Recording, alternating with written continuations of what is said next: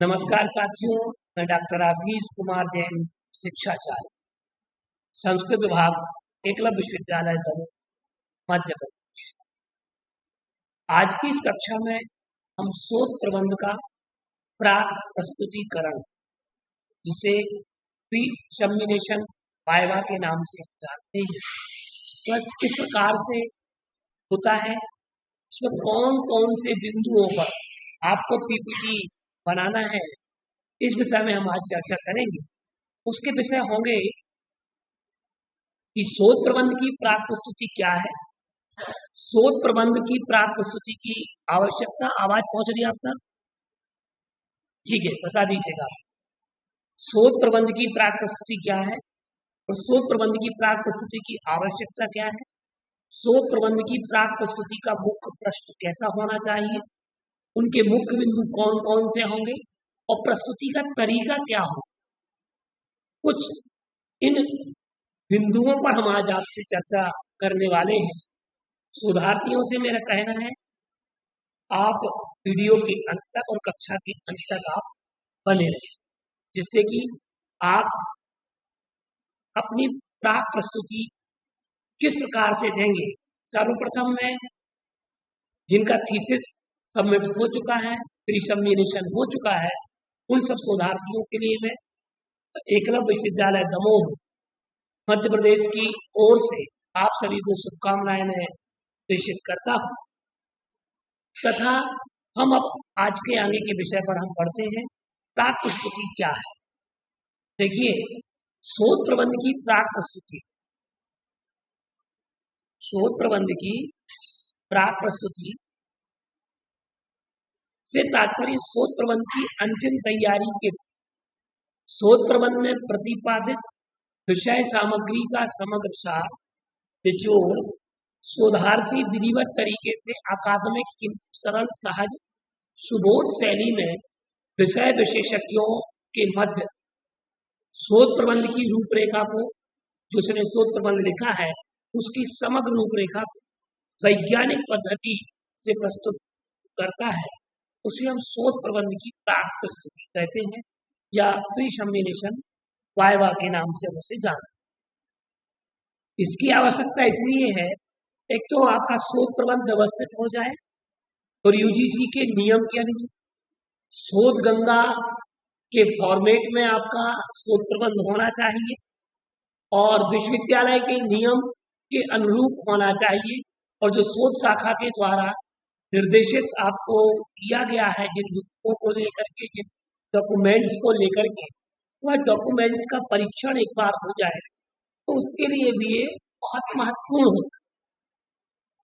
दूसरी बात, पाठकों की सुविधा के लिए जो विशेषज्ञ आए हैं, उन विशेषज्ञों की सुविधा के लिए प्राक प्रस्तुति बहुत अच्छी हो जाती है और उसकी आवश्यकता है। विषय सरल हो, सुबोध हो, उसका संपादन निष्पादन आपने किस प्रकार से किया है, उसकी प्रस्तुति भी उनके पास हो जाती है, उनके सामने हो।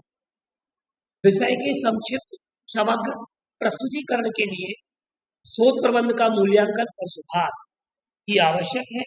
सबसे बड़ी बात, तो शोध प्रबंध का मूल्यांकन, ये जो बिंदु है, शोध प्रबंध का मूल्यांकन और सुधार। देखिए, जो शोध करता है बिल्कुल भी ना घबराए कि मेरी प्री सबमिशन वाइवा किस प्रकार का होगा, कैसा होगा, मुझे क्या क्या समस्याएं आएंगी। तो मैं आपको बताऊं, शोध प्रबंध का जो वाइवा है वो आपके मूल्यांकन के लिए है कि आप किस प्रकार से आपने शोध प्रबंध को लिखा है, उस शोध प्रबंध की क्या क्या कमियां रह गई हैं। एक विशेषज्ञ बैठ करके, आपके विषय का विशेषज्ञ एक्सपर्ट और पूरी टीम बैठ करके आपके शोध प्रबंध का आलोकन करेगी, परीक्षण करेगी, मूल्यांकन करेगी। इसका उद्देश्य यह है, आप बिल्कुल भी ना घबराएं, जो भी शोधार्थी हैं बड़े ही निश्चिंत रहे, लेकिन जागरूक भी रहे।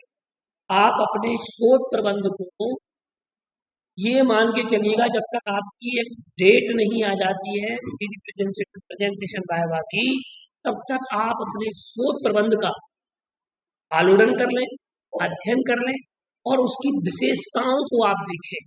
आप यहाँ पर अब ये अध्ययन इस प्रकार से ना करें कि ये मेरा शोध प्रबंध, इसको आप एक परीक्षक बन करके, परीक्षक की भूमिका में बैठ करके आप पढ़ें और किसी एक अपने ही किसी मित्र के लिए, शोधार्थी मित्र के लिए उसको पढ़ाएं, जिससे आपकी कमियां निकल करके सामने आ जाएंगी शोध प्रबंध की, उसमें आपको बड़ी सहूलियत हो जाएगी।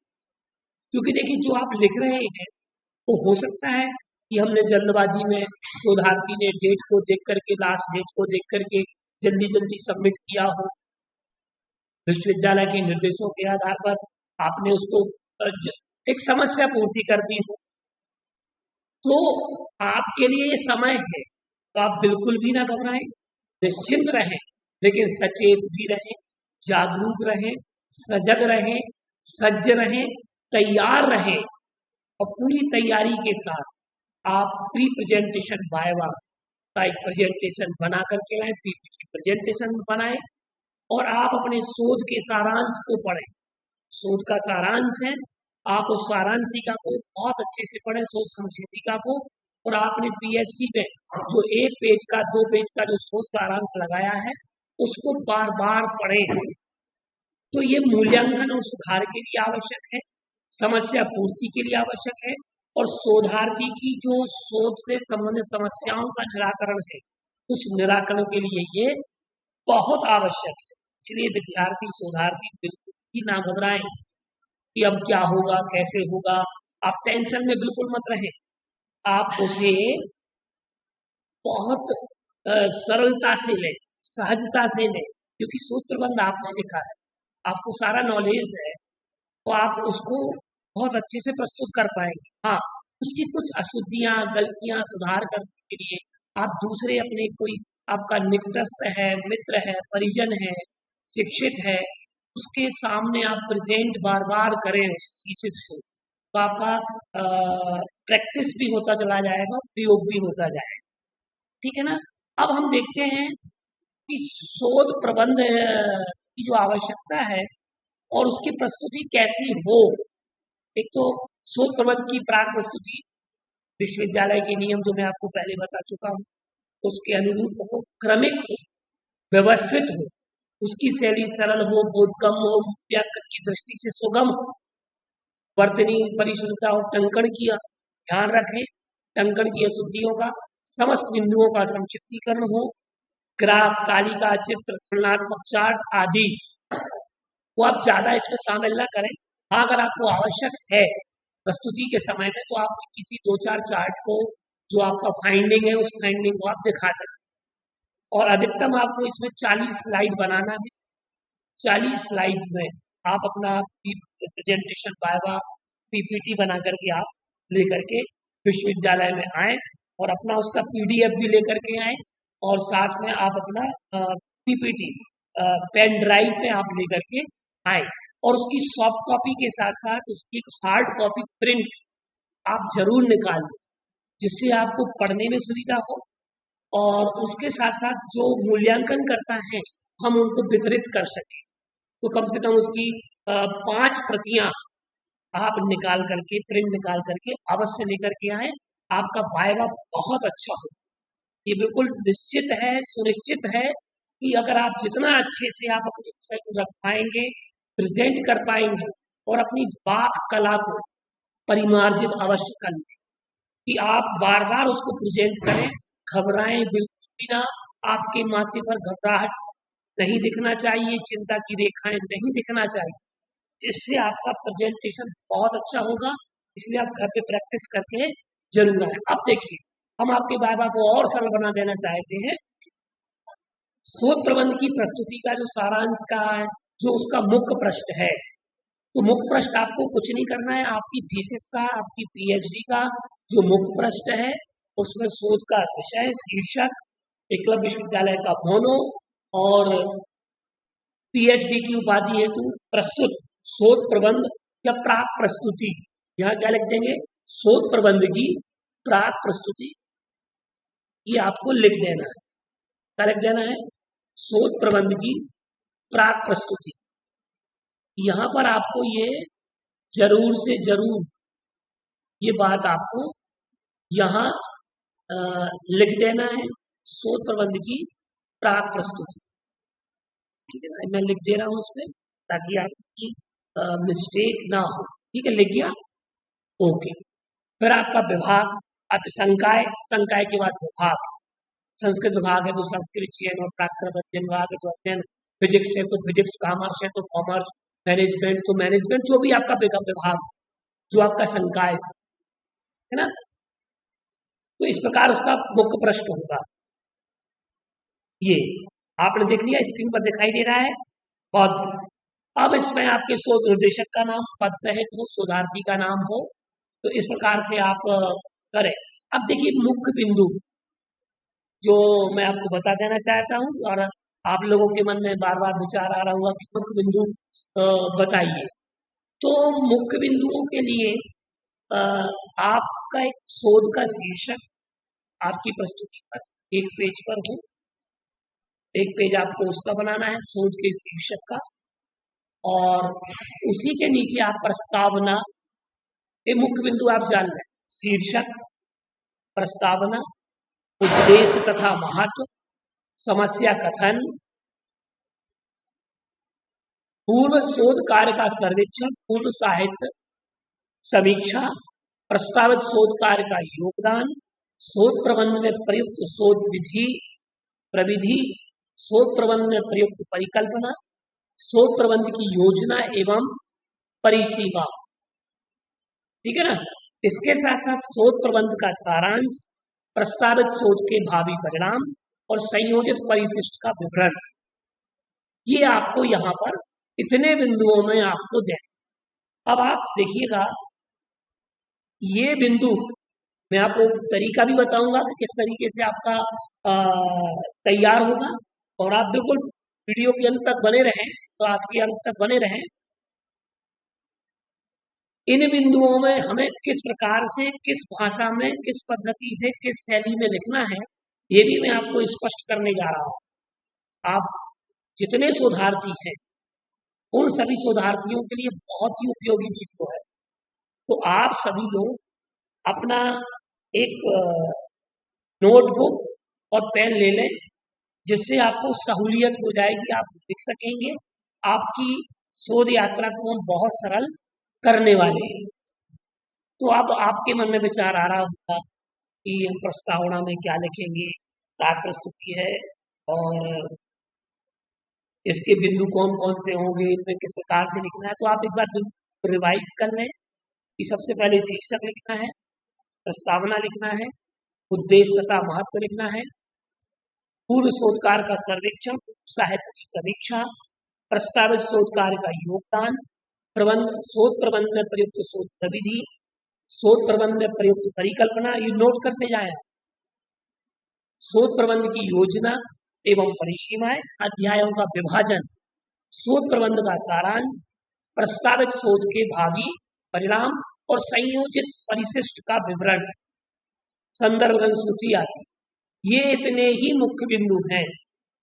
आप अभी इतनी तैयारी करें तो आपका, मैं गारंटी देता हूं कि आपका जो वायवा है, तो वायवा आप पास आउट होंगे।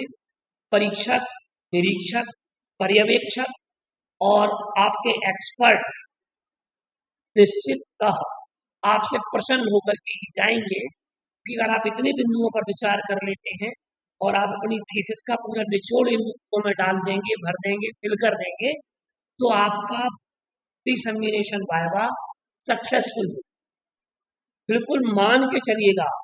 अब हम आपको बताने जा रहे हैं कि हमें प्रस्तावना किस प्रकार से तैयार करना है।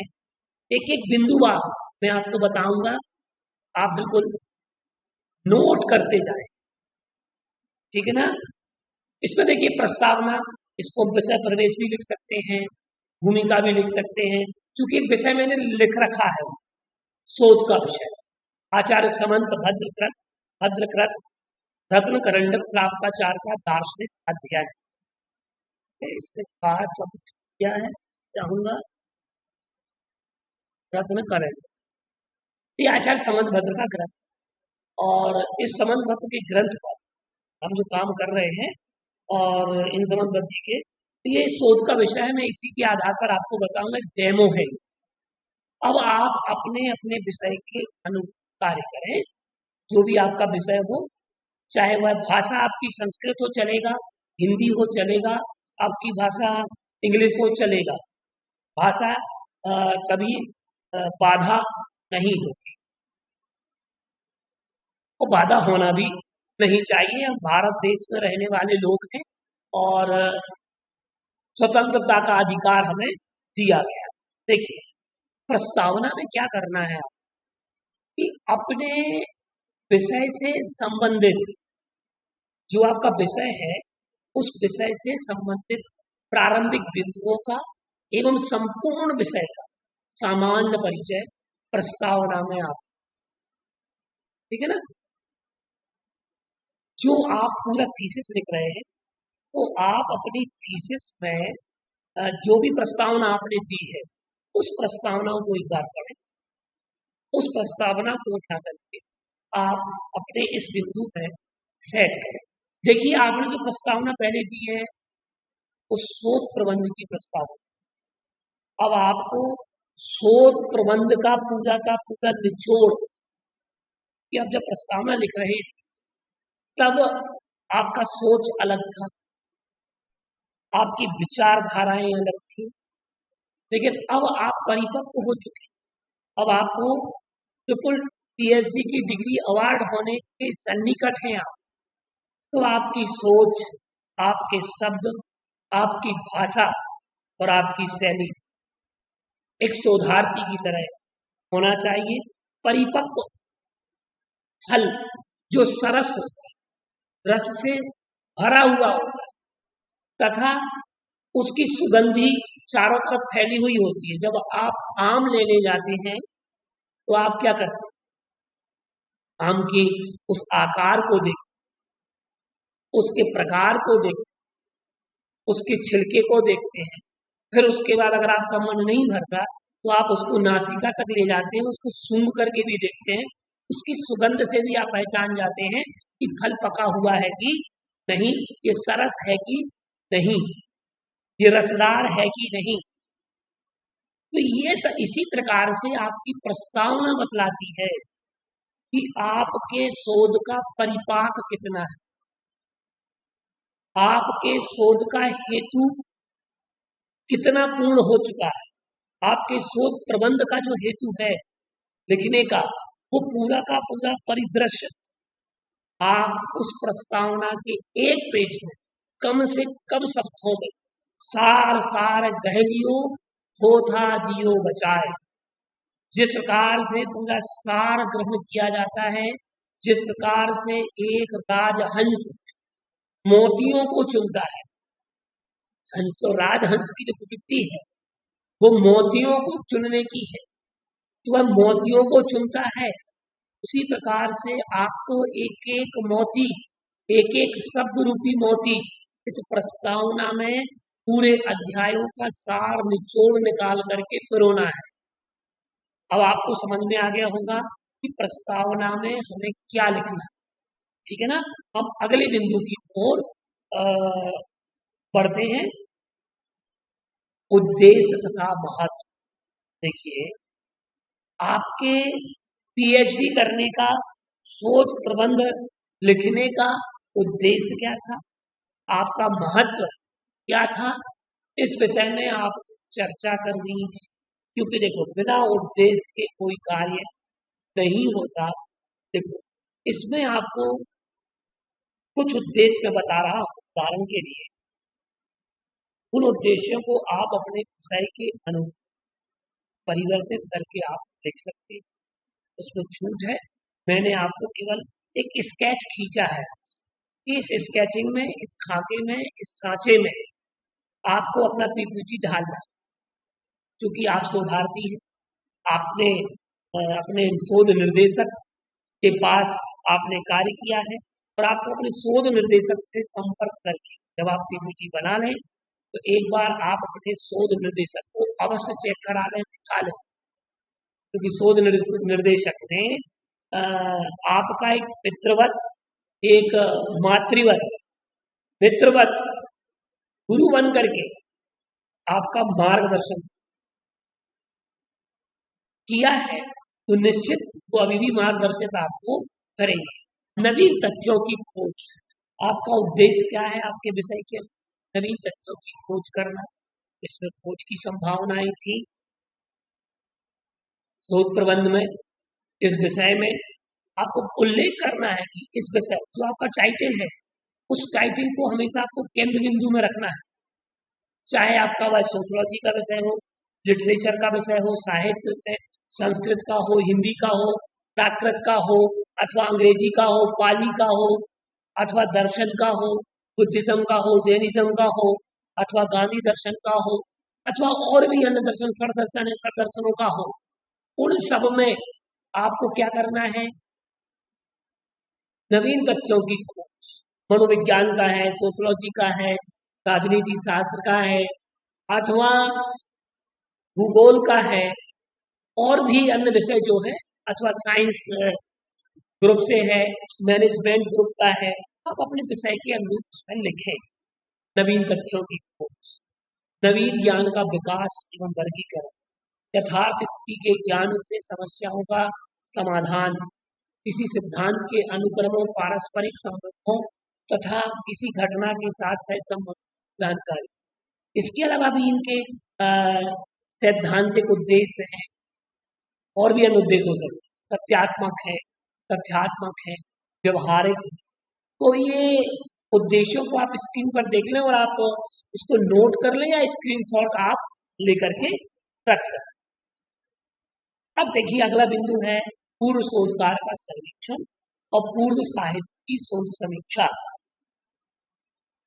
देखिए आपने अपने रिसर्च वर्क की जब शोध प्रस्ताविका आपने प्रस्तुत की थी, उसमें आपने शोध कार्य के सर्वेक्षण में कुछ ग्रंथों के नाम डाले।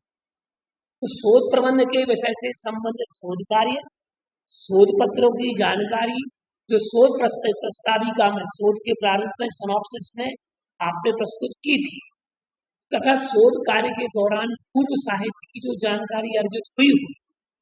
देखो उस समय आपका एक प्रस्ताव था, अब आप पूरे प्रोजेक्ट के अंतिम अवस्था तक पहुंच चुके हैं। अब आपको और भी कई चीजें ऐसी मिली होंगी जो आपने सोची नहीं, वो तो आपका प्रस्ताव मात्र। अब ये शोध प्रबंध पूरा हो चुका है। क्या शोध प्रबंध पूरा हो चुका है, कंप्लीट हो चुका है, सबमिशन भी हो चुका है। तो आपको और नई नई चीजें मिली होंगी, नए शोध पत्र मिले होंगे, नई पत्रिकाएं मिली होंगी। उस समय तो आपने कुछ अनुमानित और कुछ सर्च करके डाल पाए थे, लेकिन अब आपको इसमें समग्रता के साथ पूर्व शोध साहित्य की भी समीक्षा आपको इसमें लिखनी है, दो दो बिंदु हो, ठीक है ना। वैसे आपके करके 40 पेज आपके बन जाएंगे। तो वह समझ जानकारी से लिखना है, हो सके, क्योंकि हो क्या सके आपको इसमें जो आधुनिक नई बातें, नए शोध पत्र, नया शोध की पुस्तकें मिली हैं, उनका जिक्र आपको जरूर एक छोटा सा बना करके, एक कॉलम बना करके, उसी में ज्यादा विस्तार केवल पुस्तकों के नाम, उनके राइटर के नाम, उनके सन, एक एक लाइन में आप वहां लिख दें कि मैंने चूंकि प्रस्ताव में ये दी थी और मुझे शोध करते समय ये पुस्तकें हमें और मिली जिनके आधार पर मैंने पूरा शोध कार्य किया, ठीक है ना। तो आपको ये इस प्रकार से लिखना है, ठीक है ना। अब देखिएगा कि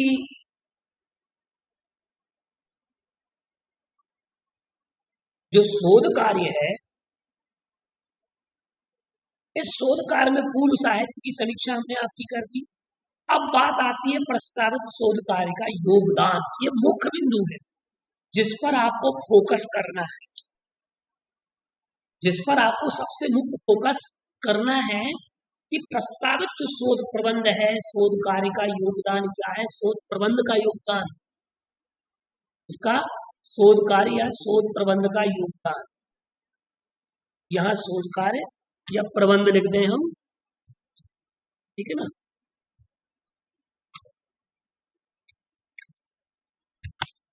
शोध प्रबंध का योगदान, सुधर जाएगा बात। तो अपने अपने शोध प्रबंध की प्रकृति और विषय के अनुरूप आपको निम्न बिंदुओं पर विचार करना।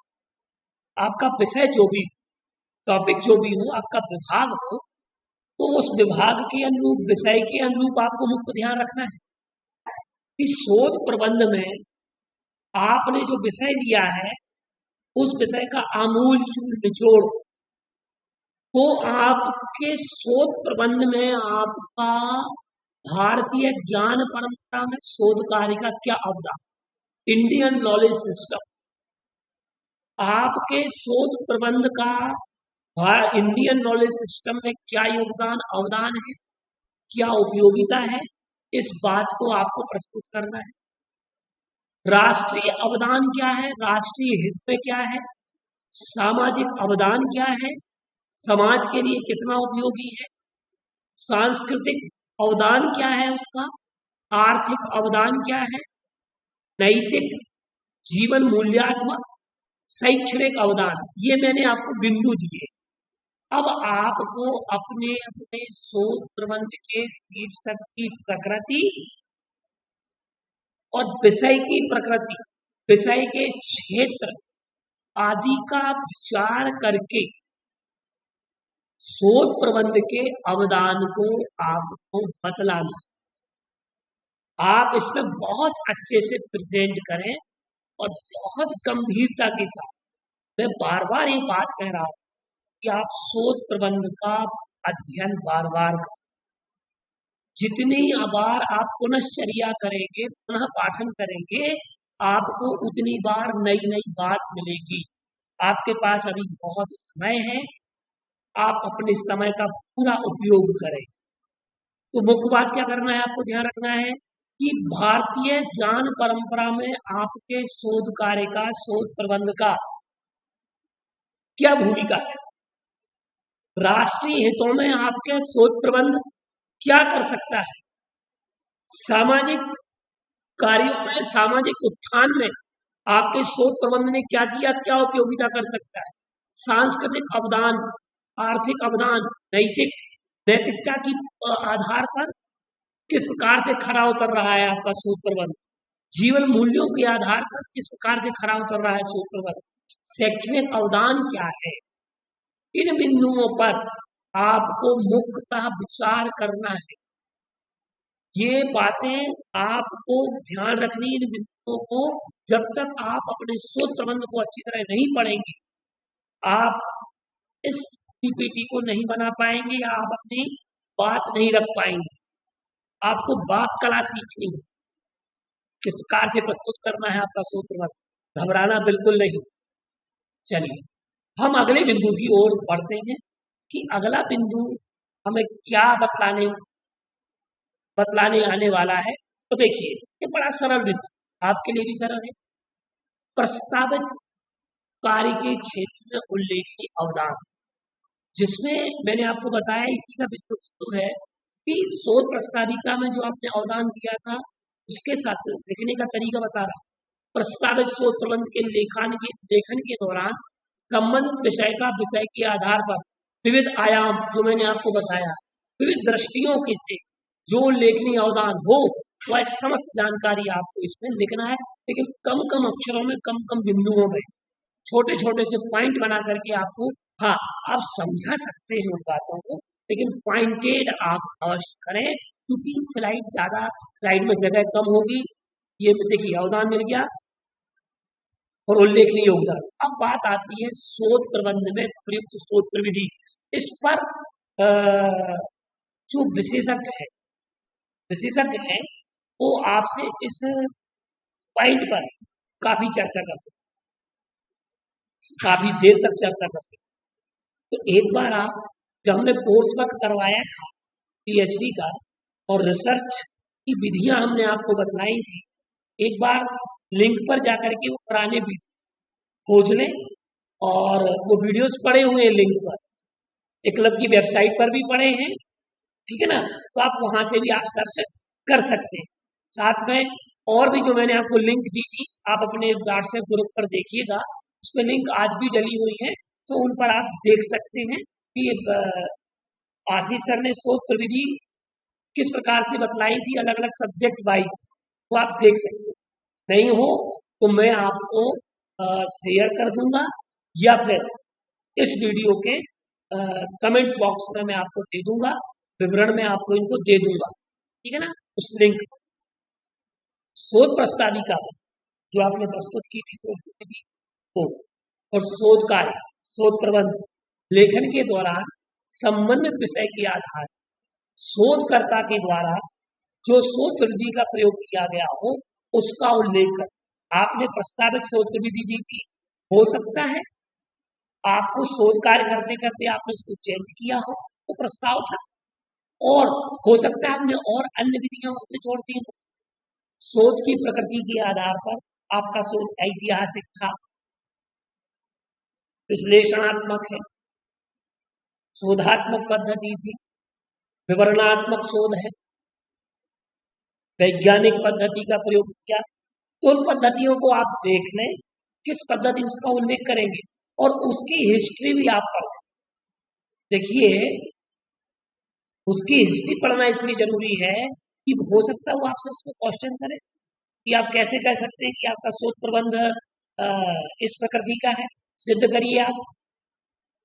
आपका शोध प्रबंध में कैसे आपने जाना ये ऐतिहासिक है, साहित्यिक है, कैसे जाना आपने, वर्णनात्मक है, व्याख्यात्मक है, वैज्ञानिक है, ये उस पर क्वेश्चन कर सकते हैं।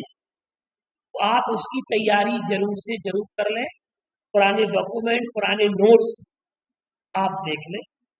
आप शोधार्थी रहे हैं और आपने शोध कार्य किया है कि आप अच्छे से प्रस्तुत कर पाएंगे, मुझे विश्वास है इस बात, है ना।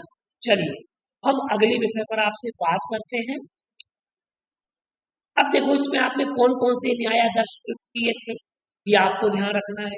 उपकरण कौन कौन से, टूल जिसे हम टूल बोलते हैं एजुकेशन में, मनोविज्ञान में, अथवा आपके फिजिक्स में, अथवा आपके राजनीति शास्त्र में, भूगोल में, ये सब उसमें इन सब्जेक्ट्स में टूल्स लगते हैं। कौन कौन से टूल, रिसर्च टूल कौन कौन से थे, उपकरण कौन कौन से थे, विधियां कौन सी थी, आंकड़ों का संग्रहण जिसे हम डेटा कलेक्शन कहते हैं, तो डेटा कलेक्शन किस विधि से किया आपने। जैसे प्रत्यक्ष भ्रमण किया सोशियोलॉजी वाले ने, प्रत्यक्ष भ्रमण जानते हैं, आपने सामने जाकर के भ्रमण किया, डेटा आपने कलेक्ट किया, तो आप लिख सकते हैं कि मैंने प्रत्यक्ष भ्रमण करके डोर टू डोर जाकर के मैंने इस डेटा को कलेक्ट किया है।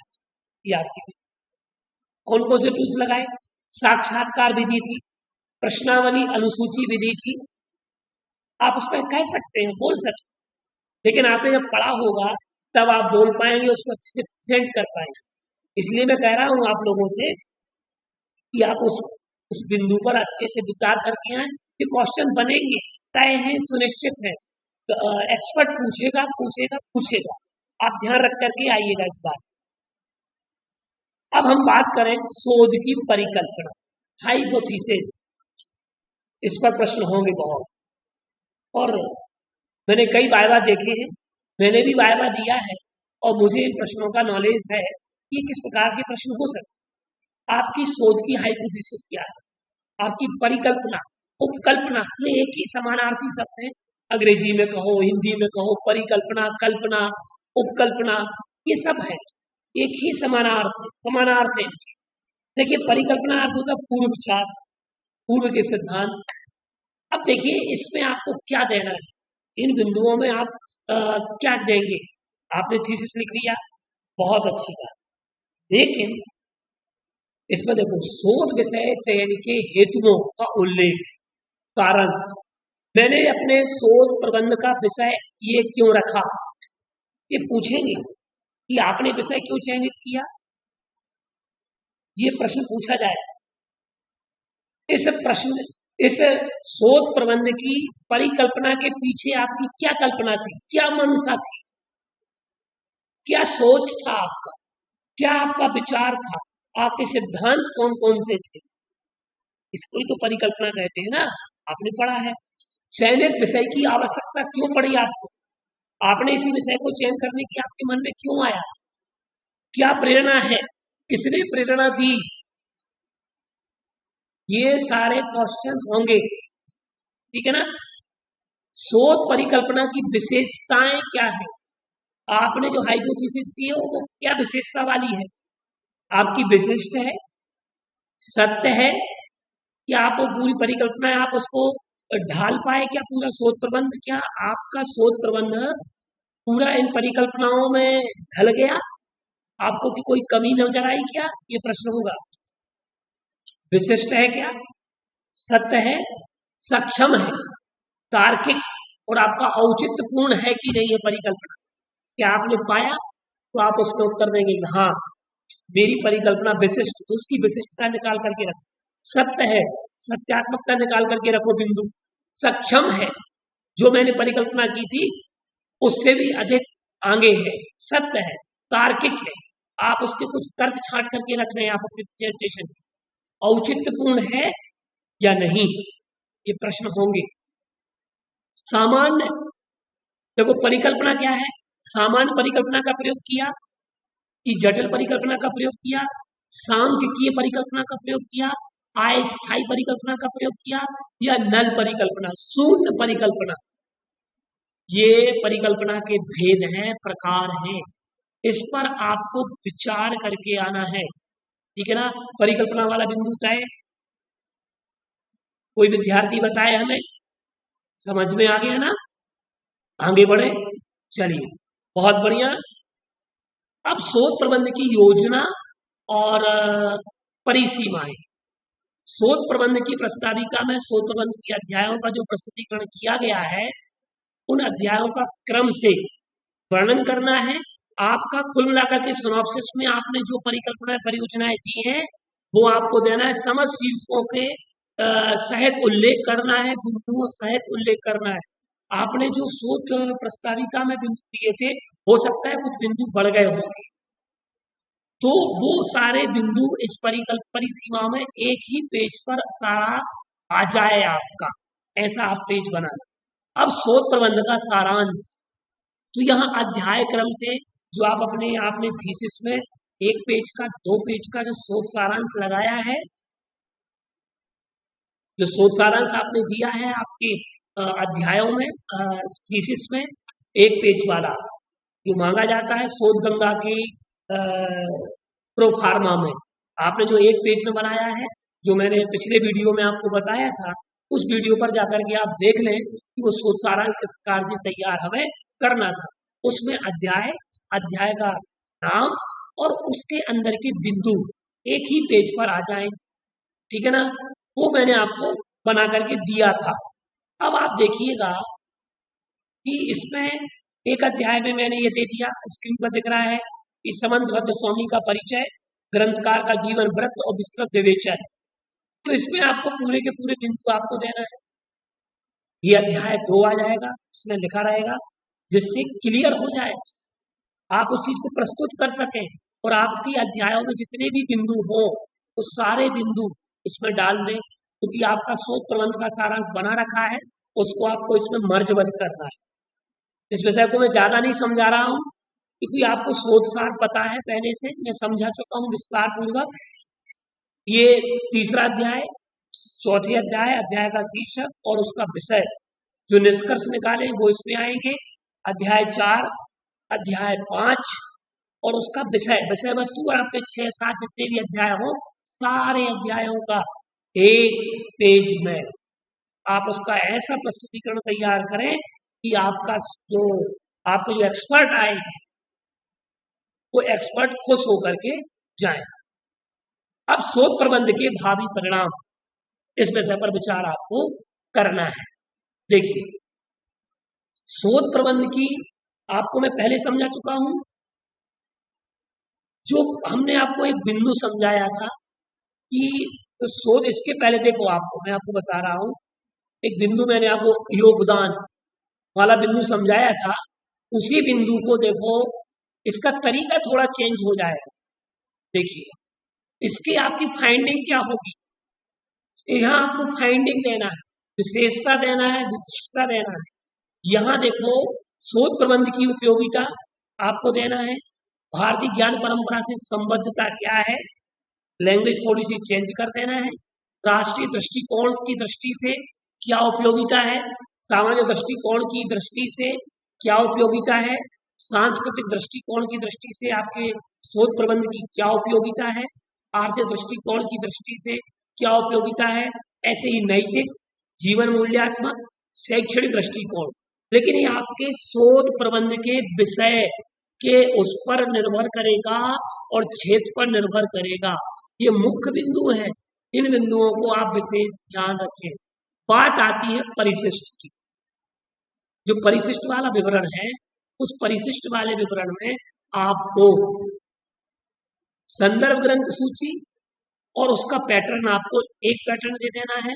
विशिष्ट पारिभाषिक शब्दावली का प्रयोग किया है तो दे दें, विशिष्ट चित्रावली का प्रयोग किया है तो उसको दे दें।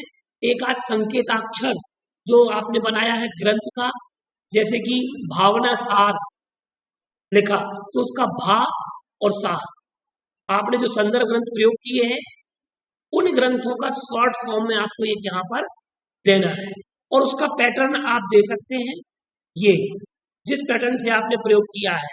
तो एक उदाहरण उठा करके आकार आदि क्रम वाला एक उदाहरण का उठा करके आप दे सकते हैं। तो इस प्रकार से संदर्भ ग्रंथ सूची आपको देना, लास्ट में एक उदाहरण, परिशिष्ट में शोध प्रबंध के भावी परिणाम आपको मैं फिर से रिवाइज करा रहा हूँ। ये अध्यायों का सार है, क्रम से 1 2 3 4 ये शोध प्रबंध की सीमाएं परिसीमाएं हैं। तो आपके कुल मिला के देखिए, मैंने समझाने में आपको 32 स्लाइड आपको दिखाती, तो आपको 40 स्लाइड बनाना है। तो ये मैटर आप डाल दें और उसके साथ साथ आपकी 2-2 3 स्लाइड बन जाएंगी। शोध प्रबंध की परिकल्पना, ये उसके प्रविधियां हैं और प्रस्तावित कार्य के क्षेत्र में उल्लेखनीय योगदान, शोध प्रबंध का योगदान जो है उसका सबटाइटल था, जो मुख्य बिंदु ये है, ये मुख्य बिंदु आपको डालना है।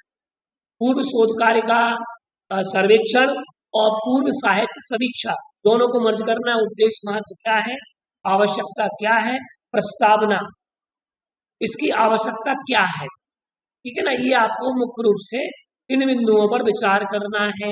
मैं आपको PDF पूरा बना करके आपको दे दूंगा और इस आधार पर आप बना सकते हैं। ये आवश्यकता महत्व मैंने बता दिया था ना आपको, उद्देश्य, और ये आवश्यकता योगदान में आ जाएगी या उल्लेखनीय योगदान में, इसमें आवश्यकता और उद्देश्य, महत्व और आवश्यकता ये मुख्य इसमें हाइपोथेसिस में आ जाएगी। तो इस प्रकार से मैंने आज आपके लिए शोध प्रबंध का प्राक प्रस्तुतिकरण क्या है और किस प्रकार से हमें प्रस्तुत करना है, इन सारे बिंदुओं पर मैंने आपसे चर्चा विस्तृत कर ली है। तो मैं मानता हूँ कि समस्त शोधार्थियों को विषय समझ में आ गया होगा। तो आप इसी प्रकार से अपनी PPT प्रेजेंटेशन आप बनाएं। मैं डॉक्टर आशीष कुमार जैन, शिक्षाचार्य, संस्कृत विभाग एकलव्य विश्वविद्यालय दमोह, मध्य प्रदेश, मैं आपको पुनः शुभकामनाओं सहित पुनः आपको सूचित करता हूं कि आप सभी लोग इस प्रकार से अपने शोध प्रबंध का प्राक प्रस्तुतिकरण निर्मित करें। नमस्कार।